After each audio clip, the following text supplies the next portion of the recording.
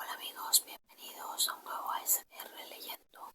novelas ejemplares de Miguel de Cervantes Saavedra, El celoso extremeño,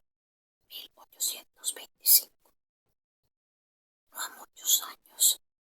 que de un lugar de Extremadura salió un hidalgo, nacido de padres nobles, el cual, como un otro pródigo por diversas partes de España, Italia y Flandes, anduvo gastando así los años como la hacienda y, al fin de muchas peregrinaciones, muertos ya sus padres y gastado su patrimonio, vino a parar a la gran ciudad de Sevilla, donde halló ocasión muy bastante para acabar de consumir lo poco que le quedaba. Viéndose pues tan falto de dineros y aún no con muchos amigos, se acogió al remedio a que otros muchos perdidos en aquella ciudad se acogen, que es el pasarse a las Indias, refugio y amparo de los desesperados de España, iglesia de los alzados, salvoconducto de los homicidas, mala y cubierta de los jugadores, a quien llama cierto los peregrinos en el arte, añagaza general de mujeres libres, engaño común de muchos y remedio particular de pocos. En fin, llegado el tiempo en que una flota se partía para tierra firme, acomodándose con el almirante del aderezo, su matarudraje y su mortaja de esparto, y embarcándose en Cádiz, echando la bendición a España, zarpó la flota y con general alegría dieron las velas al viento que blando y próspero soplaba, el cual en pocas horas les encubrió la tierra y les descubrió las anchas y espaciosas llanuras del gran padre de las aguas, el mar Océano. Iba nuestro pasajero pensativo, revolviendo en su memoria los muchos y diversos peligros que en los años de su peregrinación había pasado, y el mal gobierno que en todo el discurso de su vida había tenido, y sacaba de la cuenta que asimismo se iba tomando una firme resolución de mudar manera de vida y de tener otro estilo, en guardar la hacienda que Dios fuese servido de darle, y de proceder con más recato que hasta allí con las mujeres. La flota estaba como en calma cuando pasaba consigo esta tormenta. Felipo de Carrizales, que este en el nombre del que ha dado materia a nuestra novela, tornó a soplar al viento, impeliendo con tanta fuerza los navíos que no dejó a nadie en sus asientos, y así le fue forzoso a Carrizales dejar sus imaginaciones y dejarse llevar de solos los cuidados que el viaje le ofrecía, el cual viaje fue tan próspero que, sin recibir algún revés ni contraste, llegaron al puerto de Cartagena, y por concluir con todo lo que no hace a nuestro propósito, digo que la edad que tenía Felipo cuando pasó a las Indias sería de 48 años, y en 20 que en ellas estuvo ayudando de su industria y diligencia alcanzó a tener más de 150.000 pesos ensayados. Viéndose pues rico y próspero, tocado del natural deseo que todos tienen de volver a su patria, pospuestos grandes intereses que se le ofrecían, dejando el Perú, donde había granjeado tanta hacienda, trayéndola toda en barras de oro y plata y registrada por quitar inconvenientes, se volvió a España, desembarcó en Sanlúcar, riquezas, sacó sus partidas y sus obras, buscó sus amigos, hallólos todos muertos, quiso partirse a su tierra, aunque ya había tenido nuevas que un pariente le había dejado la muerte. Y si cuando iba a Indias, pobre y menesteroso, le iban combatiendo muchos pensamientos, sin dejarle sosegar punto en mitad de las ondas del mar, no menos ahora en el sosiego de la tierra, le combatían, aunque por diferente causa, que si entonces no dormía por pobre, ahora no podía sosegar de rico, que tan pesada carga es la riqueza al que no está usado a tenerla y saber usar de ella, como lo es la pobreza al que continuo la tiene. Cuidados acarrea el oro y cuidados la falta de él, pero los unos se remedian con alcanzar alguna mediana cantidad y los otros se aumentan mientras más parte se alcanza. Contemplaba Carrizales en sus barras, no por miserable, porque en algunos años que fue soldado aprendió a ser liberal, sino en lo que había de hacer de ellas, a causa que tenerlas en ser era cosa infructuosa y tenerlas en casa cebo para los codiciosos y despertador para los ladrones. Habíase muerto en él la gana de volver al inquieto trato de las mercancías, y pareciérale que, conforme a los años que tenía, le sobraban dineros para pasar la vida, y quisiera pasarla en su tierra y dar en ella su hacienda a tributo, pasando en ella los años de su vejez, inquietud y sosiego, dando a Dios lo que podía, pues había dado al mundo más de lo que debía. Por otra parte, consideraba que la estrecheza de su patria era mucha y la gente muy pobre, y que el irse a vivir a ella era ponerse por blanco de todas las importunidades que los pobres suelen dar al rico que tienen por vecino, y más cuando no hay otro en el lugar a quien acudir con sus miserias. Quisiera tener a quien dejar sus bienes después de sus días, y con este deseo tomaba el pulso a su fortaleza, y pareciérale que aún podía llevar la carga del matrimonio, y viniéndole este pensamiento le sobresaltaba tan gran miedo que así se le desbarataba y deshacía como hace a la niebla el viento, porque de su natural condición era el más celoso hombre del mundo, aun sin estar casado, pues con solo la imaginación de serlo le comenzaban a ofrecer los celos, a fatigar las sospechas y a sobresaltar las imaginaciones, y esto con tanta eficacia y vehemencia que de todo en todo propuso de no casarse.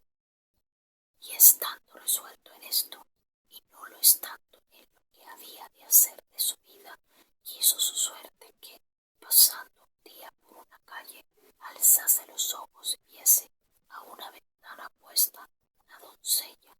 al parecer de edad de 13 a 14 años, de tan agradable rostro y tan hermoso que, sin ser poderoso para defenderse, el buen viejo Carrizales rindió la franqueza de sus muchos años a los pocos de la Leonora,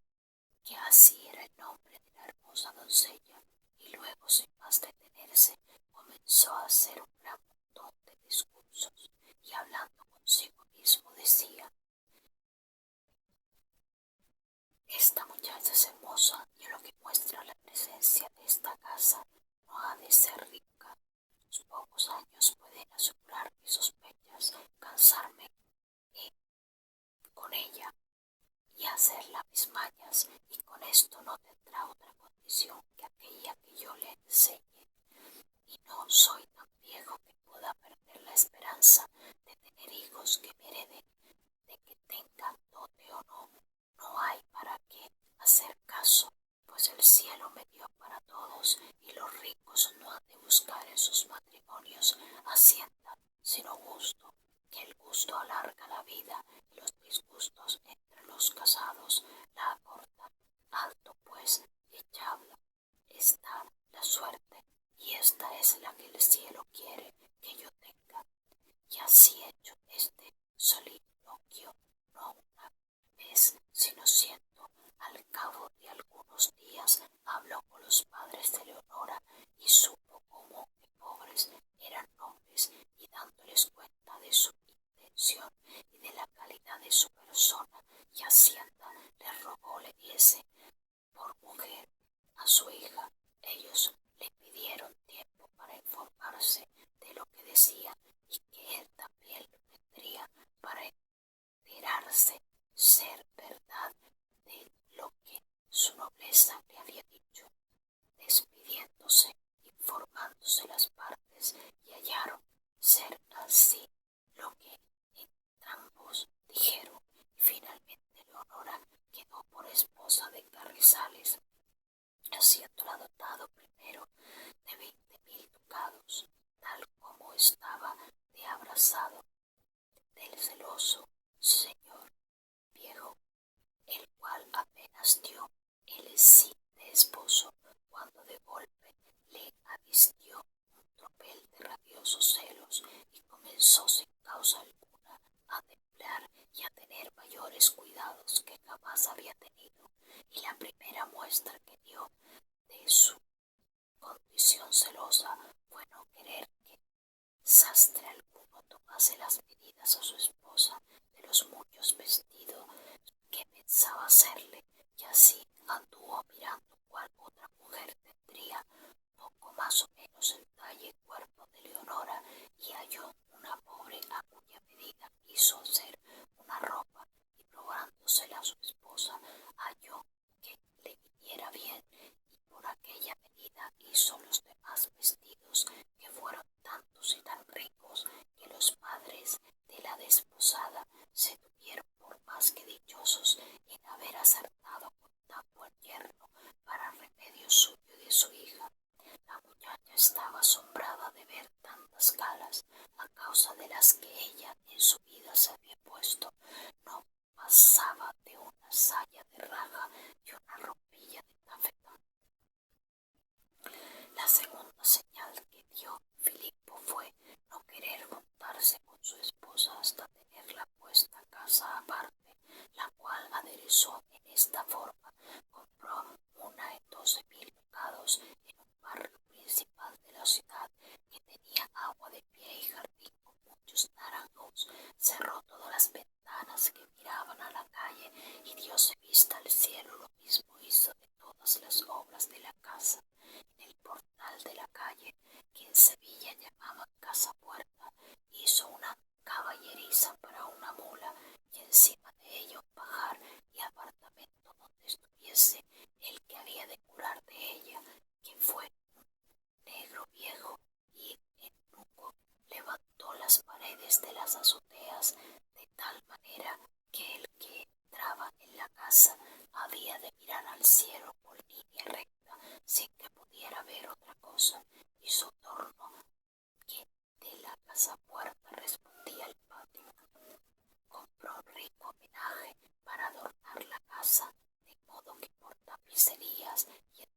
estrados y doseles ricos mostraban ser de un gran señor. Compró asimismo 4 esclavas blancas, y herrólas en el rostro todas las, y otras 2 negras bozales. Concertóse con un despensero que le trujese y comprase de comer, con condiciones que no durmiese en casa ni entrase en ella sino hasta el torno, por el cual había de dar lo que trujese. Hecho esto, dio parte de su hacienda a Censo, situada en diversas y buenas partes. Otra puso en el banco, y quedóse con alguna para lo que se le ofreciese. Hizo asimismo llave maestra para toda la casa, y encerró en ella todo lo que suele comprarse en junto y en sus sazones, para la previsión de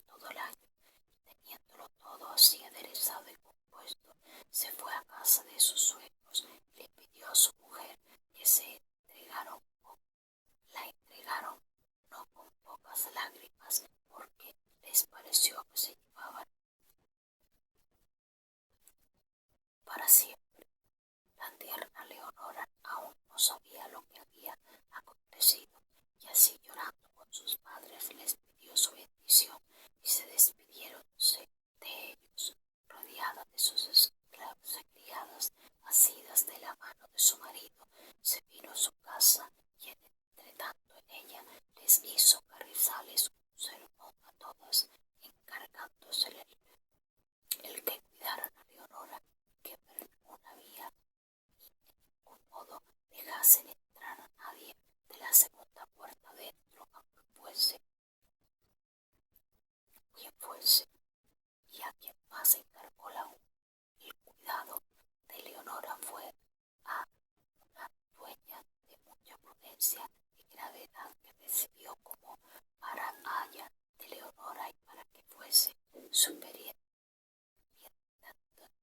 superintendente de todo lo que en la casa se hiciese, y para que mandase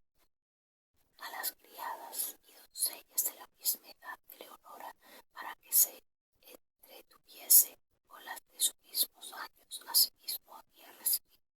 prometiéndoles que las trataría y regalaría a todas, de manera que no sintiesen su encerramiento, y que los días de fiesta todos, sin faltar alguno, irían a oír misa, pero tan de mañana que apenas tuviese lugar de ver, proponiéndoles a las doncellas de hacer todo aquello que les mandara sin pesadumbre, con pronta voluntad y buen ánimo. Y la nueva esposa, encogiendo los hombros, bajó la cabeza y dijo que ella no tenía otra voluntad que la de su esposo y señor, a quien estaba siempre obediente. Hecha esta previsión y recogido el buen extremeño en su casa, comenzó a disfrutar de su matrimonio, los cuales a Leonora, como no tenía experiencia de otros, ni eran gustosos ni descabridos, y así pasaba el tiempo con sus doncellas y ella, para pasarlos lo mejor posible, y dieron en su ser golosas, y pocos días se pasaban sin hacer mil cosas que la miel y el azúcar hacen sabrosas, sobrabales para esto en grande abundancia lo que había menester, y no menos sobraba en su amo la voluntad de dárselo, pareciéndole que con ello las tenía entretenidas y ocupadas, sin tener lugar donde ponerse a pensar. Leonora andaba igual a lo que sus doncellas, y se entretenía en lo mismo que ellas, y aun dio con su simplicidad en hacer muñecas y otras niñerías que mostraban la llaneza de su condición, todo lo cual era de grandísima satisfacción para el marido, pareciéndole que había acertado en escoger la vida mejor que se le supo imaginar, y que por ninguna vía la industria ni la malicia humana podía perturbar su sosiego. Y así solo se desvelaba en traer regalos a su esposa, y en acordarle le pidiese todos los cuantos le viniesen al pensamiento, que de todos sería servida. Los días que iban a misa, que como está dicho eran entre dos bruces, venía sus padres, y en la iglesia hablaban a su hija delante de su marido, el cual les daba tantas dádivas que, aunque tenía lástima de su hija, la templaban con las muchas dádivas que Carrizales, su liberal yerno, les daba. Levantábase de mañana y guardaba a que el tercero viniese a quien de la noche